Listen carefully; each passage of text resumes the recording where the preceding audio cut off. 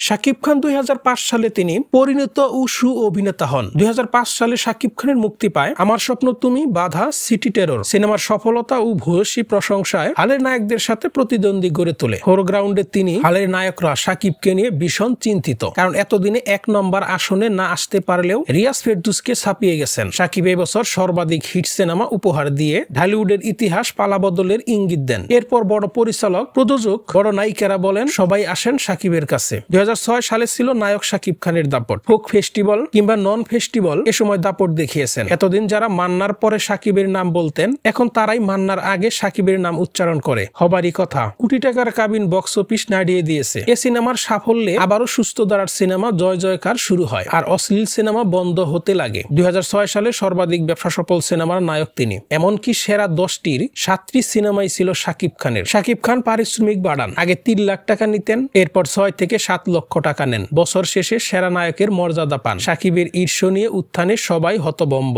2007 সাল শাকিবের জন্য ঐতিহাসিক বছর। বছরের সর্বাধিক ব্যবসা সফল সিনেমা শাকিবের আমার প্রাণের স্বামী। সেরা 5-এর 4টি সিনেমাই ছিল শাকিবের। এবছর শাকিব খানের জনপ্রিয়তা এতই প্রভাব ফেলে তার বিপরীতে কোন নায়িকা অভিনয় করেছে তা দরকার পড়েনি। এমনকি শাকিবের ক্রেজে একই ঈদে 5টি সিনেমা মুক্তি দিতে হয়েছে, সব সফলও হয়েছে। এজন্যই নির্মাতারা ছুটতে থাকেন শাকিব খানের পিছনে। শাকিব পারিশ্রমিক চলচ্চিত্রে সর্বকালের রেকর্ড ভঙ্গ করেন। এরপর 12 থেকে 15 লক্ষ টাকা পারিশ্রমিক হাঁকান, কিন্তু পারিশ্রমিকের মোটা অঙ্ক খুঁজছেন না কেউই। সবাই শাকিব নির্ভর হয়ে পড়েন। বছর শেষে আবারও 1 নাম্বার তারকা হন শাকিব খান। এরপর থেকে কাগজে কলমে সবখানেই তিনি নাম্বার 1 শাকিব খান।